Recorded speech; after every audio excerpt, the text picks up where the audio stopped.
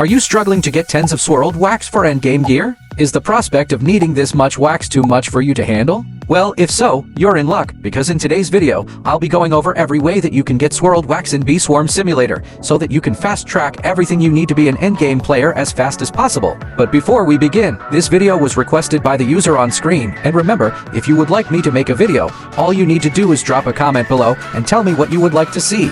Also, I would just like to thank you all so much for 500 subscribers, which was finally achieved last week. However, YouTube still tells me that only 0.5% of you are subscribed, so please consider hitting the red button right down below, and I'll get right into the video. Arguably, the best method of getting swirled wax is through Plers, and I'll put up a list of combinations on screen right now. This method can potentially get you up to 28 swirled wax every single month, although if you don't have the endgame Plers, you'll get around 25. However, this next method may also be equally as good a method of getting swirled wax, and that is by crafting it in the blender. While the perps might look quite pricey, breaking them down into their components reveals that they aren't actually too hard to get, and if you have a lot of fruits, I definitely would not discount this method. For the next method, I know that loads and loads of YouTubers are recommending this as a method, but if you ask me, this method is a bit of a scam, and that is puff shrooms. Puff shrooms can drop swirled wax, but they need to be, at a minimum, epics, and even then, the drop rates are still low. The reason that they can get lots of swirled wax using this method is because they already have very good hives, so unless you are level 20 or are just really good at the game,